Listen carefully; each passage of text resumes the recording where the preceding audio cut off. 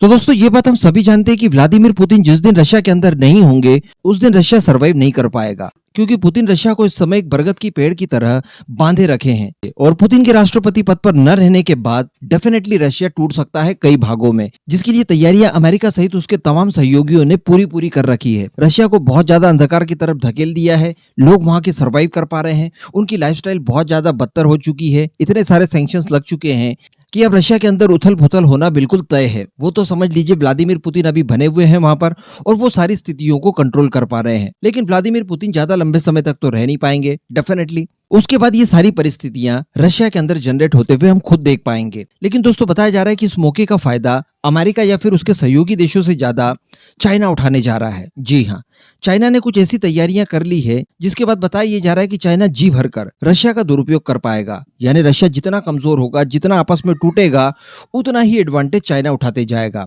इसके लिए चाइना ने अपनी प्रेजेंस रशिया के अंदर और ज्यादा बढ़ाने की तैयारियां पहले ही कर रखी है। आपको जानकर आश्चर्य होगा कि जिस तरह से चाइना ने श्रीलंका के अंदर हम्बनटोटा नाम का एक नेवल पोर्ट 99 सालों के लिए अपने नाम पर लीज पर ले लिया है, ठीक उसी तरह से रशिया का सबसे महत्वपूर्ण सी पोर्ट जो कि व्लादिवोस्तोक शहर में है, उसे भी लीज पर ले लिया है, और वो भी पूरे 163 सालों के लिए। इसी 1 जून 2023 को इसकी पोजीशन भी चाइना द्वारा ले ली गई है। अब आप थोड़ा सा सोच कर देखिए कि क्या 163 सालों के बाद रशिया इस कंडीशन में रहेगा कि वो चाइना से ये नेवल पोर्ट वापस ले ले, या 163 साल बाद चाइना कहां होगा, इसकी कल्पना आज ही की जा सकती है। तो अल्टीमेटली चाइना के चंगुल में रशिया बहुत बुरी तरह से फंस चुका है। इस बात को अगर हम जान रहे हैं तो हर हाल में डेफिनेटली व्लादिमीर पुतिन भी जानते होंगे। इसी वजह से उन्होंने एक माइंड गेम खेला है, यानी जहां पर चाइना की प्रेजेंस है और चाइना ने जिस क्षेत्र को अपने अधिकार क्षेत्र में ले लिया है उसमें तीसरे देश की एंट्री करवा दी जाए, भारत की। अब ऐसा क्यों, ये भी आप थोड़ा सा जान लीजिए। ये पोर्ट व्लादिवोस्तोक शहर में मौजूद है और व्लादिवोस्तोक शहर को लेकर चाइना और रशिया के बीच में डिस्प्यूट है। चाइना बताता है कि ये हिस्टोरिकली हमारा शहर है जो कि रशिया द्वारा इनलीगली किसी जमाने में कब्जा लिया गया था। इसको लेकर अगर आपको डिटेल में जानकारी चाहिए तो मैंने एक डिटेल वीडियो बनाकर रखी है अपने सेकंड चैनल पर, जिसकी लिंक आपको डिस्क्रिप्शन में मिल जाएगी। आप इस वीडियो के बाद उसे जरूर देखिएगा, आपके सारे डाउट्स क्लियर हो जाएंगे। तो चाइना मॉडर्न डे में भी कई बार इस बात की प्रतिबद्धता जता चुका है कि हम हर हाल में व्लादिवोस्तोक शहर को अपने अंडर में वापस लेंगे, चाहे इसके लिए रशिया के साथ युद्ध ही क्यों ना करना पड़े।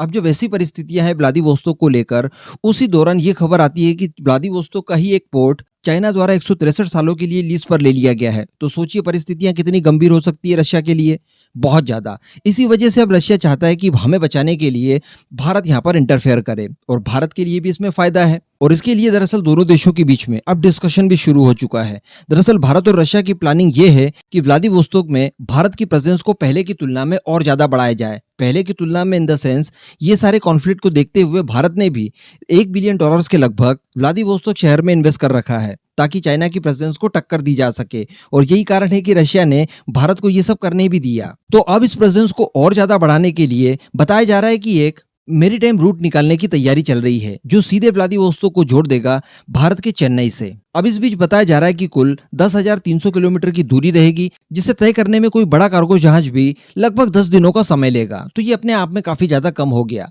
इसके अलावा मैं आपको बता दूं कि रशिया की एक गैस पाइपलाइन है जो कि व्लादिवोस्तोक पोर्ट पर खत्म होती है। अब इसका एडवांटेज चूंकि चाइना लेगा, जो गैस रशिया यूरोप को भेज रहा था और वो अभी नहीं भेज पा रहा है, तो वो सारी की सारी गैस सस्ते दामों पर चाइना इसी पोर्ट के जरिए अपने यहाँ पर ले लेगा। उससे तो ट्रांसपोर्टिंग भी कम लगेगी, काफी नजदीक का मामला है।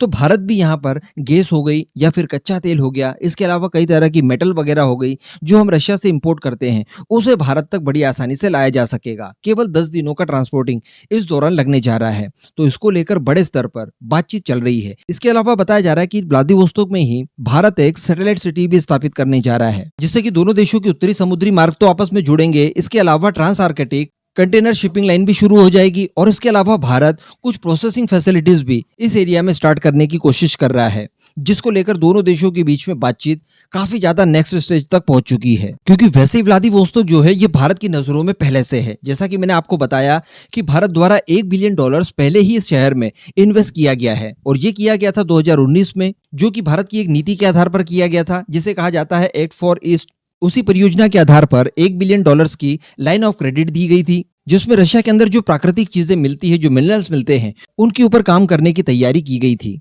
इसके अलावा भी सक्लिन 1 की बात की जाए जिसमें भारत ने निवेश कर रखा है और कुल 20% की हिस्सेदारी है, तो कहने का मतलब भारत की प्रेजेंस तो काफी ज्यादा मजबूत थी पहले से ही, लेकिन इसे और ज्यादा अगले स्टेज तक ले जाने की कोशिश की जा रही है ताकि चाइना अगर किसी तरह का कुकृत्य करने की कोशिश करता है तो वहां पर काउंटर करने के लिए भारत मौजूद हो और एक ट्रायंगल बन जाए, भारत, रशिया और चाइना। अब ऐसी परिस्थिति अगर किसी दिन आती है तो डेफिनेटली भारत रशिया को ही सहयोग करेगा और भारत की कोई हड़प नीति तो है नहीं, ये बात दुनिया जानती है। तो भारत काफी ज्यादा रिलायबल पार्टनर रहेगा रशिया के लिए लॉन्ग टर्म के लिए, और इन पूरे 163 सालों में चाइना के खिलाफ एक जवाबी कार्रवाई के लिए उसके पास रूम रहेगा भारत के रूप में। और हमारे लिए भी अच्छी बात यह रहेगी कि व्लादिवोस्तोक में चाइना जितना ही शेयर हमारा भी हो पाएगा। इस पूरे मुद्दे पर अब आपका जो भी मानना हो नीचे कमेंट करके जरूर बताइएगा।